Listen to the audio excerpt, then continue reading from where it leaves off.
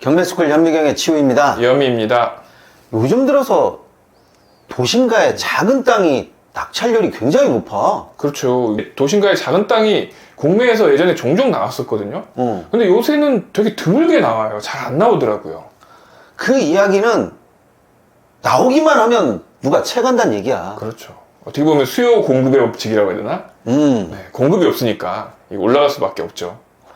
그래서 저도 예전에 물건 분석한 것을 좀 기다려서 낙찰 받아라 이런 식으로 물건 분석을 했는데 이렇게 또 쉽게 낙찰이 되면 또 우리가 또 틀려지지. 그렇죠. 그래서 오늘은 너무나 빨리 낙찰돼버린 물건을 한번 소개해 드리려고 가지고 왔습니다. 네, 어떤 물건인지 같이 화면을 보도록 하겠습니다. 2023-08-308-001 압류재산으로 나온 공매 사건입니다. 소재지는 경기도 광주시 능평동에 있는 전이고요. 전이면 이제 농지라는 뜻이죠. 면적은 87제곱미터니까 약 한 27평 정도 되겠네요. 그리고 감정가가 7,200만 원, 거의 7,300만 원 정도로 신건으로 시작을 했습니다. 23년 10월 10일에 입찰을 시작했고요. 바로 낙찰이 됐어요. 신건에 6,600만 원으로 낙찰을 했습니다. 그리고 이 잔금 납부 기간이 11월 22일이었는데 지금 미납이 된 상태이고요. 그러면 매각 취소가 되겠죠. 그래서 다시 나올 예정이긴 한데 그래도 이 단독으로 입찰을 했다는 거, 그 사실을 가지고 지금 얘기를 하려고 하는 거거든요. 누군가는 이런 땅을 지켜보고 있다라는 얘기는 되잖아. 그렇죠. 사진을 보시면 지금 이렇게 화살표 모양으로 나와 있는 이쪽 부분이겠죠. 옆에 건물이 있고요. 그리고 이쪽 뒤편에서 앞쪽으로 나오는 도로로 사용하고 있어요. 현황도로로. 차는 못 다니고.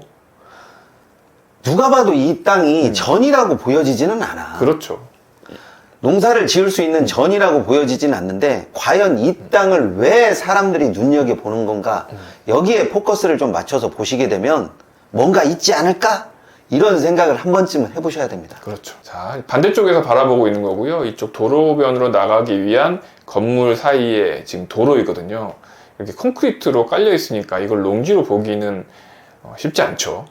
저쪽 부분이 뭐 농지로 되어 있다라고 해가지고 농지로 계속 쓰려는 사람도 없을 테고, 주변 여건을 보게 되면 도심가의 자투리 땅이기 때문에 이런 땅은 냉정하게 얘기하면 개발지에 포함이 들어가는 것인지 안 들어가는 것인지 이 부분을 먼저 체크해 보시는 게 가장 좋습니다. 그렇죠. 방금 사진상으로 본 이 도로 부분이고, 또 나머지 반 정도는 농지로 이렇게 쓰고 있는 거예요.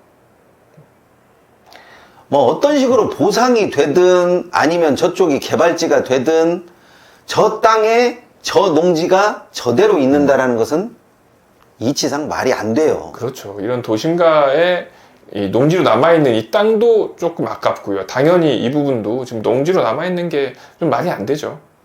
그렇게 되면 이런 상황에서는 개발에 대한 부분을 조금 포커스를 잡아야 된다고 했는데, 이 개발에 대한 포커스를 보면 어디에 나와 있냐면 누군가가 질문을 해주시더라고요. 도대체 어떤 것을 봐야 이런 것을 볼 수가 있느냐고 말씀을 하시는데, 이런 것은 토지 이음을 찾아서 보시면 됩니다. 그렇죠. 토지 이음 사이트 가셔서 토지 이용 계획 확인원을 보시면 되겠죠. 자, 이게 토지 이용 계획 확인원입니다. 보면 앞에 있는 도로는 빨간색으로 지금 표시되어 있고, 지금 이 땅도 도로의 일부분으로 지금 들어가 있는 것처럼 보이거든요. 그러니까 이 땅의 금액이 그 정도가 될 수 있었던 거야. 그렇죠. 도로계획에 잡혔다라는 것은 언젠가 기다리기만 하면 도로로 보상을 해주겠다라는 얘기인데, 도로로 보상해줄 때 내가 공매로 매입한 금액으로 보상해줘? 아니면 그보다 더 높게 해줘? 그거는 그때 감정을 받아봐야 알겠죠. 안 낚이네. 자기가 산 금액에 관한 부분으로 생각할 것이 아니라 이 땅이 도로로 편입이 될 때 감정 가격을 따져야 되는 부분이지, 이 땅의 가격을 내가 높게 받았다고 해서 높게 쳐주는 것도 아니고 낮게 받았다고 해서 낮은 가격으로 보상이 이루어지는 것도 아닙니다. 그렇죠. 근데 이게 언제 보상이 이루어질지는 아무도 모르는 거거든요. 그건 절대적으로 보안을 지키고 있기 때문에 쉽게 이루어지지는 않아. 그렇죠. 그리고 그 금액도 지금 당장 알 수 없는 것이고. 다만 이 주변의 시세에 따라서 보상이 이루어지는 것은 맞는데, 시세에 이루어진다라고 하게 되면 지금이 있는 이 가격이 다소 높을 수도 있고 낮을 수도 있지만 그래도 나중으로 감정 가격이 형성된다라고 보니까 지금 가격이 쌀 수도 있는 거지. 그렇죠. 그리고 또 어떤 분은 아니 그러면 지금 도로에 접해 있으니까 여기에 건축이 가능한 거 아니냐 이렇게 여쭤보는 분도 있거든요. 그런데 이렇게 도시계획상에 도로로 지정되어 있는 곳은 건축이 되지 않아요. 저기에다가 건축을 해서 더 많은 보상을 받겠다라고 생각하는 것도 어떻게 보면 욕심이고요. 그리고 옆에 건물 주인도 추후에 도로로 지정될 땅이기 때문에 굳이 살 이유도 없죠. 어차피 국가에서 수용해서 도로로 만들어줄 건데. 그럼요. 그렇기 때문에 이 땅의 출구 전략은 결국에는 보상을 받는 것이기 때문에 사실 높은 금액에 쓰기에는 너무 위험하죠. 아마 그런 부분을 생각하고 미납을 하지 않았나 하는 생각도 들긴 하지만 도심가에 짜투리 땅 치고 6,600만 원? 7천만 원? 저는 다소 높은 금액이라고 봅니다. 자, 이 지적도를 보시게 되면 주변을 보면 다 어떤 건축물이 형성될 지역이고 또 밑에 쪽으로는 일반 주거지역으로 되어 있기 때문에 제가 보는 입장에서는 이쪽은 어떤 빌딩이라든지 상업지 형성이 맞는 것 같기는 합니다. 그렇죠. 그러면 농지연금 되나요? 도시계획이 언제 될 줄 어떻게 알아? 그렇죠. 도시계획이 잡혀 있으면 농지연금 신청이 안 되거든요. 그죠? 농지연금에서도 농지연금 잡아가지고 돈 내줬는데 도시개발이 이루어지면 돈을 다시 내줘야 되는 입장이니까 처음부터 이런 경우에는 받으려고 하질 않죠. 그렇죠. 그런데 시도는 좋아요. 왜냐? 저런 것 같은 경우는 공시지가 상승률이 월등히 높기 때문에 시도를 할 수는 있지만 유지하기가 만만치가 않으니까. 그렇죠.